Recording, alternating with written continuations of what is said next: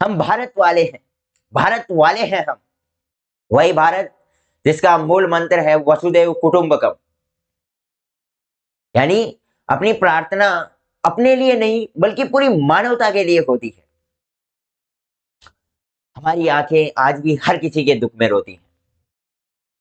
हम कामना करते हैं कि दुनिया में कहीं भी कोई भूखा ना सोए, कोई बेबसी के आंसू ना रोए, सब अपने हो, कोई भी पराया ना रहे, किसी के आंगन में बदनसीबियों का साया ना हो, किसी बहन के सर से दुपट्टा ना खींचे, जमीनें फसलों से भरी हों, जमीनें फसलों से भरी हों, दुनिया में कहीं भी बारूद ना बिछे। मौसम चाहे जैसा भी हो, अमन सैन का बादल बरसता रहे, नन्ही से हाथों में पेंसिल और कंधों पे बसता रहे, इंसानियत बच्चों की तरह मुस्कुराए और पूरा भारतवर्ष पिता की तरह हंसता रहे। हेलो, मैं मोहित यादव। 74वें गणतंत्रता दिवस और वसंत पंचमी के इस पावन पर्व पे आप सभी का हमारे अपने परिवार सक्सेस पॉइंट पे हार्दिक स्वागत करता हूं। आप सभी को पुनः गणतंत्रता दिवस की ढेर सारी शुभकामनाएं। और इस पावन पर्व पे मैं कुछ पंक्तियां आपके सामने प्रस्तुत करूंगा कि ना सुकून से जीना और ना चैन से सोना, ना सुकून से जीना और ना चैन से सोना, कितना मुश्किल है भगत सिंह का बाप होना।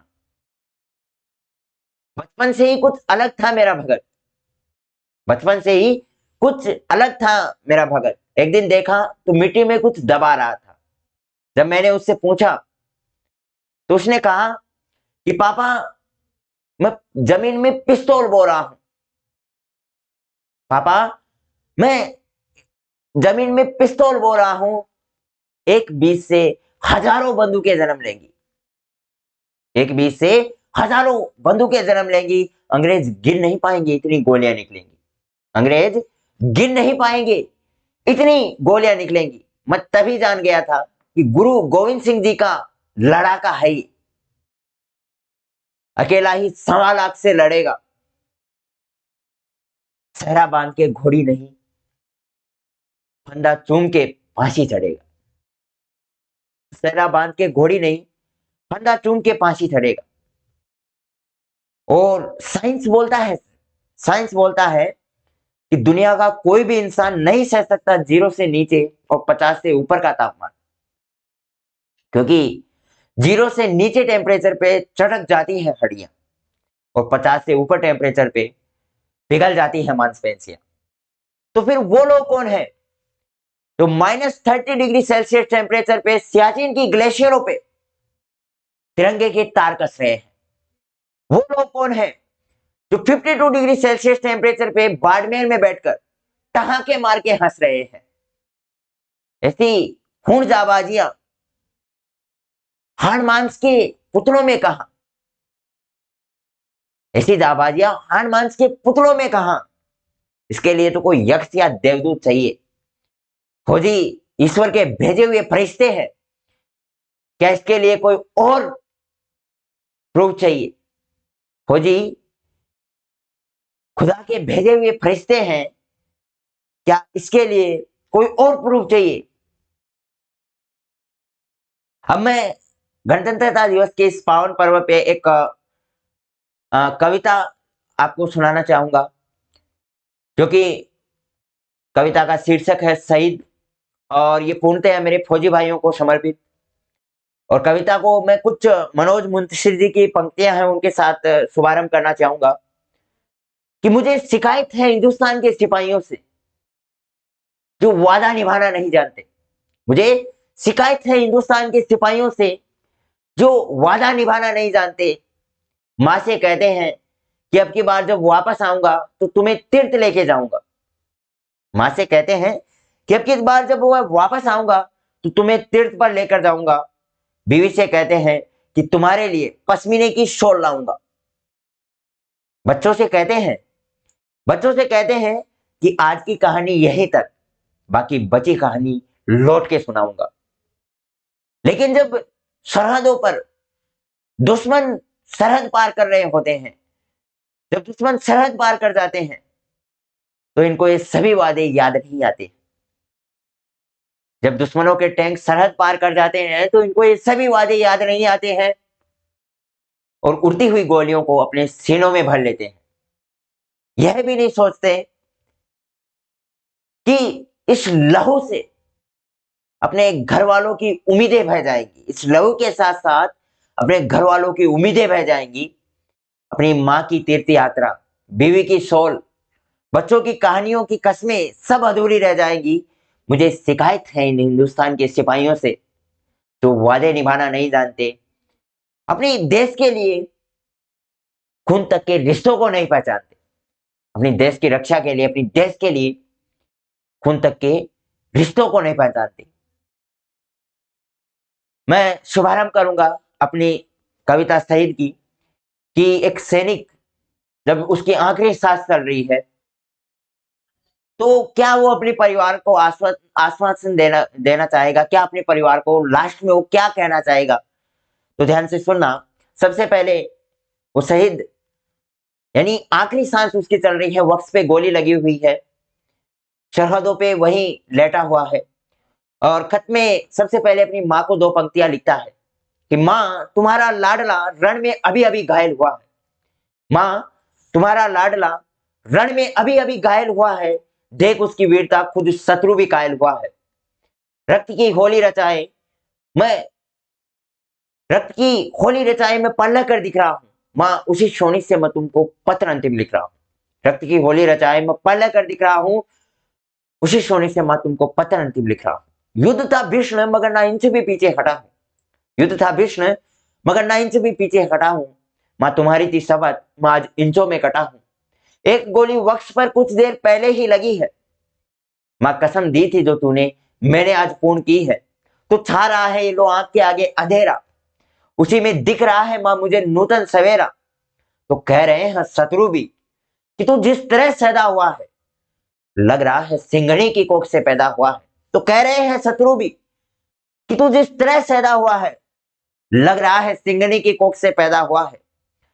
तुम ये ना समझो माँ कि मैं चिर नींद लेने जा रहा हूं। ये तो मीडिया से लेकर के नेताओं तक का यही कथन होता है कि सैनिक चिर निंद्रा में सो गया, लेकिन सैनिक बोल रहा है कि तुम ये ना समझो माँ कि मैं चिर नींद लेने जा रहा हूं, मैं तुम्हारी कोख से फिर जन्म लेने आ रहा हूं, मैं तुम्हारी कोख से फिर जन्म लेने आ रहा हूं। अब 2 पंक्तियां अपने पिता को लिखता है कि सुनता हूं वो पिता बहुत सौभाग्यशाली होते हैं जिनकी अर्थी को उनका बेटा कंधा देता है। कि जितनी भारी लगती है शेषनाग को ये धरती, उतनी भारी लगी पिता को खुद बेटे की अर्थी। जितनी भारी लगती है शेषनाग को ये धरती, उतनी भारी लगी पिता को खुद बेटे की अर्थी। मैं बचपन में पहले ही तुम्हें बहुत दुख दे चुका हूं, कंधों पे खड़ा हो आसमां सर ले चुका हूं। तुम सदा कहते ना थे कि ये ऋण तुझे भरना पड़ेगा, एक दिन कंधों पे ले तुझको चलना पड़ेगा। पर पिता वह बार अपना तनिका हल्का करना पाया, तुम मुझे करना क्षमा, मैं पितरहीन को भरना पाया। पर पिता वह बार अपना तनिका हल्का करना पाया, तुम मुझे करना क्षमा, मैं पितरहीन को भरना पाया। वह पिता ये प्रश्न आज भी है मुझको खा रहा कि आज भी ये सुख तुम्हारे कंधों पर ही जा रहा। फिर 2 पंक्तियां वो अपने भाई को लिखता है कि सुन अनुज, रणवीर गोली जब बाह में आ समाई, ओह मेरी बाहें बुझा, उस वक्त मुझे तेरी याद आई। अब मैं बाहों से तुझे आकाश दे सकता नहीं हूं, अब मैं बाहों से तुझे आकाश दे सकता नहीं हूं, लौटकर भी आऊंगा ये विश्वास दे सकता नहीं। पर अनुज विश्वास रखना, मैं नहीं थक कर पढ़ूंगा, भरोसा पूर्ण रखना, शांत संतिप तक लड़ूंगा। अनुज विश्वास रखना, मैं नहीं थक कर पढ़ूंगा, तुम भरोसा पूर्ण रखना, शांत संतिप तक लड़ूंगा।